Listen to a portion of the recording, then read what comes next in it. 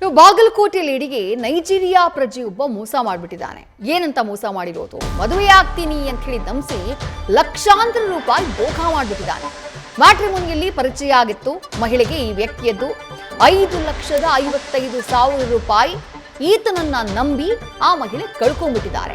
ಬಂದೇ ಅಮೆರಿಕಾದಿಂದ ಡಾಲರ್ ತಂದೆ ಅಂತ ಹೇಳಿ ಕತೆ ಹೇಳಿ ಯಾಮಾರಿಸಿ ಲೇಡಿ ಬಳಿ ಏರ್ಪೋರ್ಟ್ನ ಕಥೆ ಕಟ್ಟಿ ವಂಚಿಸುವಂತಹ ಕೆಲಸವನ್ನ ಈ ಕಿಲಾಡಿ ಮಾಡಿದ್ದಾನೆ.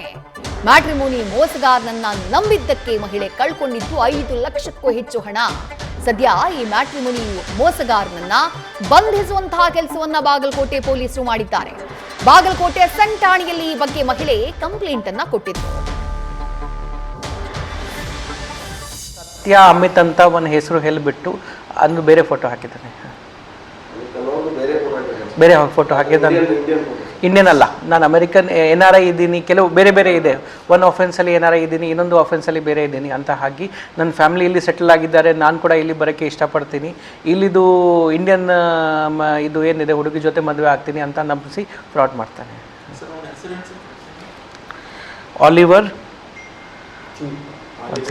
ಆಲಿವರ್ ಉಗುವು ಓಕಿಚುಕು.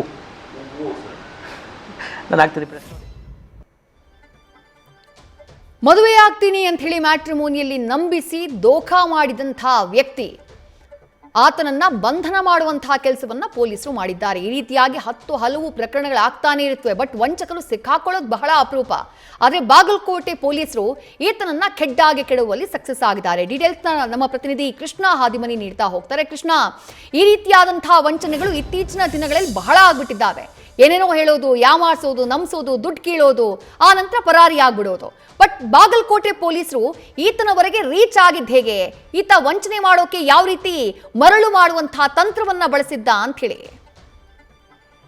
ಖಂಡಿತ ವಿದೇಶರು ಏನಂತ ಹೇಳಿದ್ರೆ, ಇಂಥ ಆನ್ಲೈನ್ ವಂಚನೆಗೆ ಒಳಗಾಗೋದು ಬಹಳಷ್ಟು ಜನ ಅಂತ ಹೇಳಿದ್ರೆ, ಅದರಲ್ಲೂ ವಿದ್ಯಾವಂತರೇ ಆನ್ಲೈನ್ ವಂಚನೆಗೆ ಒಳಗಾಗ್ತಾ ಇರುವಂತದ್ದು ಬಹಳಷ್ಟು ಕಳವಳಕಾರಿ ವಿಷಯ ಆಗಿರುವಂತದ್ದು.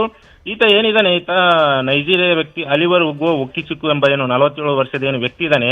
ಈತ ಬಾಗಲಕೋಟೆ ಮಹಿಳೆಯೊಬ್ರು ಡಿವೋರ್ಸ್ ಆಗಿ ಮತ್ತೆ ಮ್ಯಾಟ್ರಿಮೋನಿಯಲ್ಲಿ ಮತ್ತೊಂದು ಮದುವೆಗಾಗಿ ಅವರು ತಮ್ಮ ಫೋಟೋ ಸಮೇತ ಡೀಟೇಲ್ಸ್ ಅನ್ನ ಹಾಕಿರ್ತಾರೆ.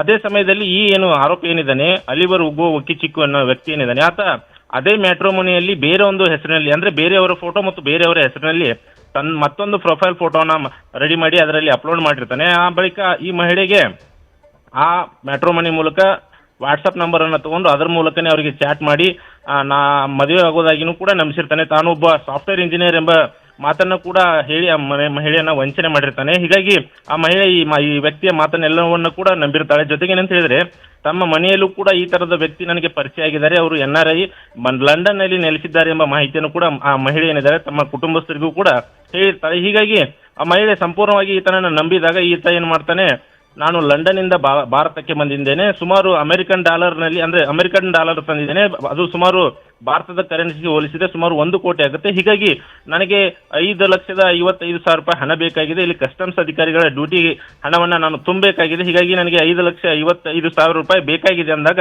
ಆ ಮಹಿಳೆ RTGS ಮೂಲಕ ಆತನಿಗೆ ಕಳಿಸ್ತಾಳೆ. ಕಳಿಸಿದ ನಂತರ ಆತನ ಫೋನ್ ಸ್ವಿಚ್ ಆಫ್ ಆಗುತ್ತೆ, ಮತ್ತೆ ಸಂಪೂರ್ಣವಾಗಿ ಆತನ ಸಂಪರ್ಕ ಕಡಿತ ಆಗುತ್ತೆ. ಹೀಗಾಗಿ ಆ ಮಹಿಳೆ ಅರ್ಥ ಆಗುತ್ತೆ, ನಾನು ಮೋಸಕ್ಕೆ ಒಳಗಾಗಿದ್ದೇನೆಂಬ ಅರ್ಥ ಮಾಡಿಕೊಂಡಂತ ಮಹಿಳೆ ಇಳಕಲ್ ಪೊಲೀಸ್ ಠಾಣೆಯಲ್ಲಿ ಹೋದ ವರ್ಷ ಕಂಪ್ಲೇಂಟ್ ಅನ್ನ ಕೊಡ್ತಾಳೆ.